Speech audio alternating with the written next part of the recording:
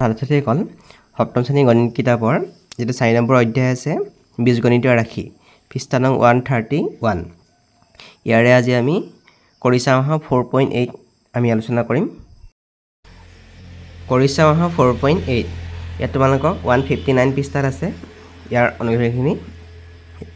ওপৰ উদাহৰণত দেখুওৱা ধৰে স্তম্ভ A আৰু সংখ্যা দুটাৰ পৰা স্তম্ভ B সংখ্যাটো উলিয়াব পৰাকৈ বীজগণিতীয় ৰাশিটো নিৰ্ধাৰণ কৰা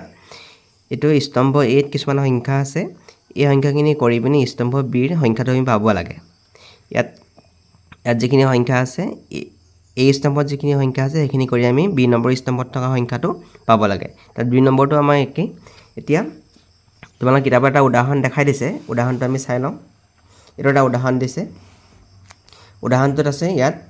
স্তম্ভ A সংখ্যা আছে 3 আৰু 1 3 আৰু 1 টো একৰ পৰা আমি কেনেবাকৈ 7 সংখ্যাটো পাবগে লাগে কেনেকৈ পাইছে চাও আমি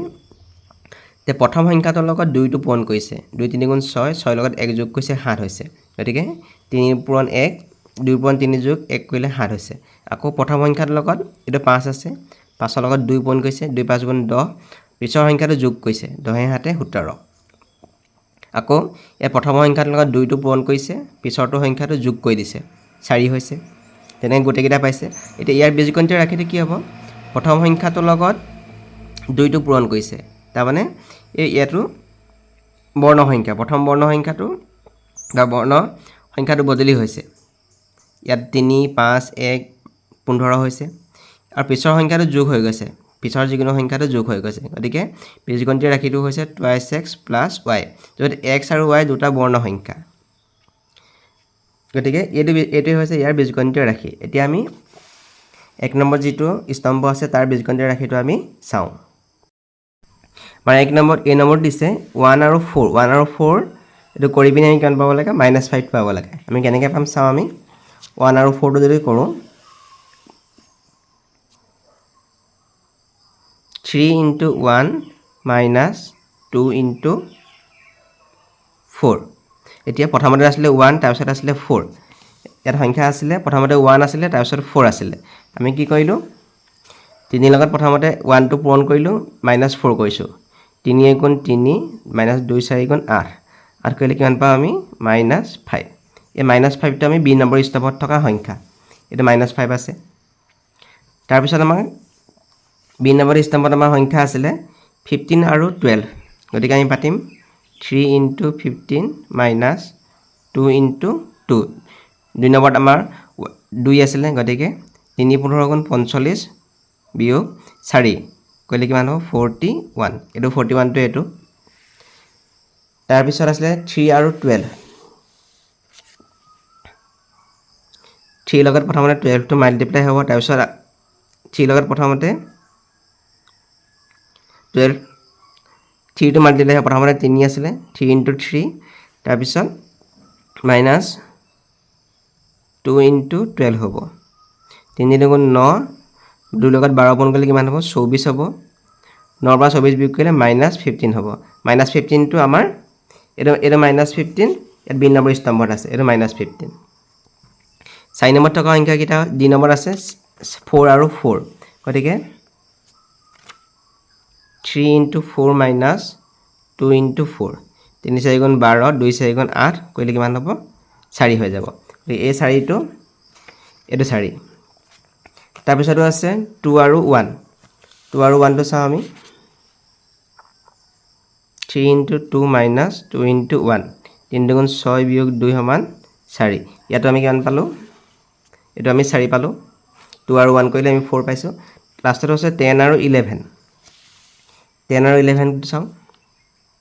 3 * 10 - 2 * 11 3 * 2 = 30 - 2 11 * 22 এটো কৰিলে কিমান হ'ব 8 হৈ যাব গতিকে ইয়াত চাও আমি এটো 8 আছে গতিকে ইয়াত বীজগণিতীয় ৰাশিটো কি হ'ব প্ৰতিটো লগত কি হৈছে প্ৰথমতে প্ৰথম সংখ্যাটোৰ লগত 3 পূৰণ হৈছে আৰু দ্বিতীয় সংখ্যাটোৰ লগত 2 পূৰণ হৈছে সবতে 2 পূৰণ হৈছে আৰু বিয়োগ হৈছে প্ৰথম সংখ্যাটোৰ লগত 3 আমি যদি বৰ্ণ সংখ্যাটো প্ৰথম বৰ্ণ সংখ্যাটো x বুলি ধৰো প্ৰথম পদটো আমি x বুলি ধৰো গতিকে 3 * x - 2 * y এটো হ'ব বীজগণিতীয় ৰাশি এতিয়া লিখিম algebraic expression will be 3x - 2y আৰু বি নম্বৰটো দিছে স্তম্ভ এ আৰু স্তম্ভ বি সংখ্যাকেইটা 2 আৰু 3 কৰিলে 17 হ'ব লাগে 3 আৰু 2 কৰিলে 13 হ'ব লাগে 10 আৰু 3 কৰিলে 25 পাব লাগে আমি কেনেকৈ পাম চাওঁ এ নম্বৰত আছে 2 আৰু 3 কৰিলে কিমান হ'ব লাগে 17 পাব লাগে আমি 2 আৰু 3 কৰিলে কেনেকৈ আমি 17 পাম চাম এতিয়া প্ৰথম পদটো আমি আছিলে 2 আছিলে 2 প্লাছ দ্বিতীয় পদটো আছিলে 3 আছিলে আমি 5ৰ লগত 3টো পূৰণ কৰোঁ 2 5 3 গুণ হৈ গ'ল 15 15 লগত 2 যোগ কৰিলে কিমান হৈ গ'ল 17 আমি 17টো পাই গ'লোঁ এইটো 17 ইয়াত আছিলে এই নম্বৰটোত তাৰপিছতো আছে 3 আৰু 2 কৰিলে 13 পাব লাগে গতিকে আমি পাতিম 3 প্লাছ 5 ইনটু 2 3 প্লাছ 5 দুগুণ 10 কিমান হৈ গ'ল 13টো আমি এইটো 13 তাৰপিছত 10 আৰু 3 কৰিলে আমি 25 পাব লাগে 10 আৰু 3 চাওঁ আমি 10 প্লাছ 5 ইনটু 3 10 প্লাছ 15 5 3 গুণ 15 কিমান হৈ গ'ল 25 গতিকে এইটো হ'ব আমাৰ 25 হ'ব এইটো 25 5 আৰু 15 কৰিলে আমি 80 পাব লাগে চাওঁ 5 আৰু 15 5 প্লাছ 5 ইনটু 15 5 যোগ এইটো 75 কৰিলে কিমান হ'ব 80 পালোঁ এইটো 80 আমাৰ এইটো 80 15 আৰু 11 কৰিলে আমি 70 পাব লাগে 15 প্লাছ 5 ইনটু 11 15 প্লাছ 5 একাৰ গুণ 55 হৈ গ'ল 55 লগত 15 যোগ কৰিলে আমি 70 পাম এই 70টো হৈছে এইটো তাৰপিছত 4 আৰু 4 কৰিলে 24 পাব লাগে আমি চাওঁ 4 প্লাছ 5 ইনটু 4 তাৰমানে 4 প্লাছ 20 ইজিকেল টু 24 এতিয়া এইটো 24 আমি এইটো পালোঁ ইয়াত চবতে আমি দেখিছোঁ কি যে প্ৰথম পদটোৰ লগত দ্বিতীয় পদটোৰ 5 গুণ চবতে 5টো পূৰণ হৈছে এইটো 5 পূৰণ হৈছে ইয়াতো 5 পূৰণ হৈছে এইটো 5 পূৰণ হৈছে ইয়াতো পূৰণ হৈছে ইয়াতো পূৰণ হৈছে দ্বিতীয় পদটোৰ 5 গুণৰ লগত প্ৰথম পদটো যোগ হৈ গৈছে অকল যোগ হৈ গৈছে প্ৰথম পদটোত একো বদলি হোৱা নাই ইয়াত যোগ হৈ গৈছে অকল গতিকে বীজগণিতীয় ৰাশিটো হ'ব আমি যদি প্ৰথম পদটো x বুলি ধৰোঁ দ্বিতীয় পদটো আমি y বুলি ধৰোঁ 5 ইনটু y হ'ব এই yটো হ'ল দ্বিতীয় পদ yটো দ্বিতীয় বৰ্ণ সংখ্যা হৈছে আৰু ইয়াৰ লগত 5টো পূৰণ হৈছে গতিকে এলজেব্ৰিক এক্সপ্ৰেশ্যনটো কি হ'ব x প্লাছ 5y